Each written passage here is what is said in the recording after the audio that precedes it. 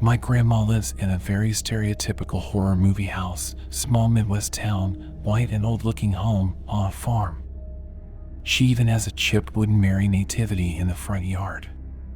She also has a cemetery about a half-mile down the road. I used to sleep in the room in the corner on the top floor, my aunt's room, and it had a wooden rocking chair in it. When I was younger, I would wake up because I thought I heard it rocking, to the point where I would wake up my grandma and have to stay in her room. About 10 years later, my mom, aunt, and I were talking about how creepy my grandma's house was. My aunt goes on to talk about how when she was younger, the reason my mom and her ended up sharing a room was because she thought her room was haunted. She said she woke up one morning and the rocking chair was about 2 feet closer to her bed, and after that night, it would start rocking on a nightly basis at midnight.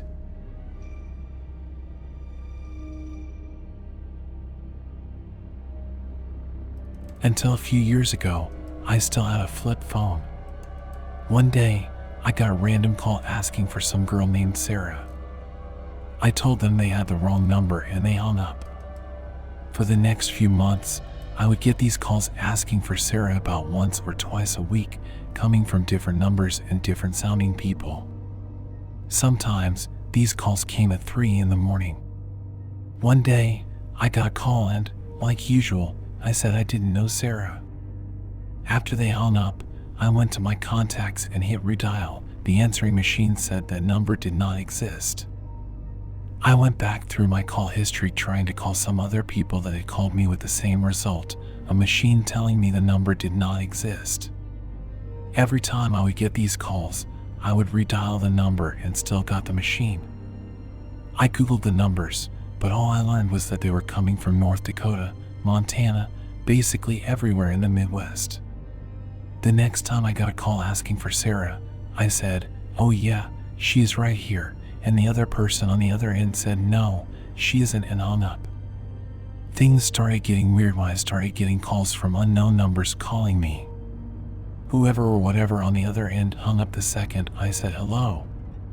Once I got a call where they didn't hang up after I said hello, and I could hear someone was on the other end just listening, but they didn't say anything, just something really uneasy about it.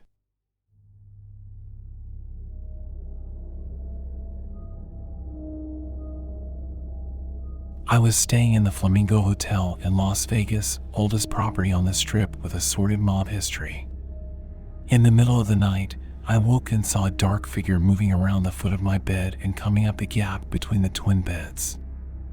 I hit the light, and there was a full figure of a man in a 60s sports blazer with blood all over his face. I yelled, "Go away," and start flinging my arm in his direction. Just like that, he disappeared.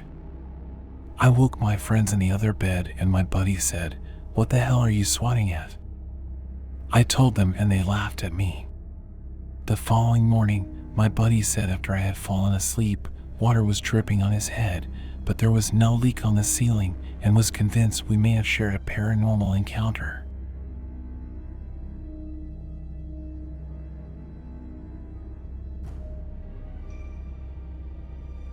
I had a black cat called Casper. We adopted her after she ran away from the previous owner. She was missing for days before the previous owner found her in the bushes, skittish and frightened. After carrying her home, the owner discovered she was allergic to cats when her arm broke out with rashes. She put out a call for a new home, which was answered by my animal-loving family. For ages, she was scared to come near anyone and was totally averse to being petted. Eventually, she turned into a total ham, never missing the chance to jump on you and lie with you. We loved her, and I loved her heaps. Then one day, she lost the use of her back legs. Not long after, she passed away. I was having a rough time then, and she was a big comforter. Point is, my parents and I were sad. A few days after, I'm sitting on my front step having a smoke, and I hear a meowing sound identical to Casper. I look out front and there, at the gate, was a cat meowing at me that looked just like Casper. I went over, and it ran away. I looked down the street after it, and it was gone. I mentioned it to my parents. They both said the same thing happened to each of them separately, which was a surprise to them, too. Now it could have been a similar cat from the neighborhood, but it only happened once to each of us and then was never seen again.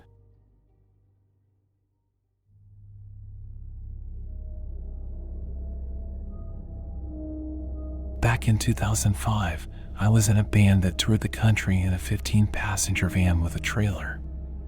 We were on the way from Columbus, Ohio to Erie, Pennsylvania. The show had been canceled in Ohio due to a power outage, so we decided to get on the road early, as we had friends in Erie who were taking us in for the night. I'll never forget this moment for the rest of my life. We were all having a conversation. There were 8 of us total in the van when the driver and passenger both shouted simultaneously, "What was that?" I'm getting goosebumps on my arms right now just remembering the event.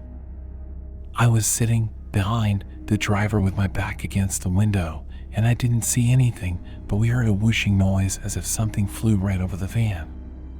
My friend who was sitting next to me looked like he had just seen a ghost. We wound up pulling over on the side of the road because everyone was freaking out, thinking we hit something. Nothing was found. Both the passenger and driver said they saw a tall black figure lunge at the van from the shoulder of the left lane. My friend who was sitting next to me said the same thing. The next day, we inspected the van in daylight and noticed there were streak marks across the roof of the van.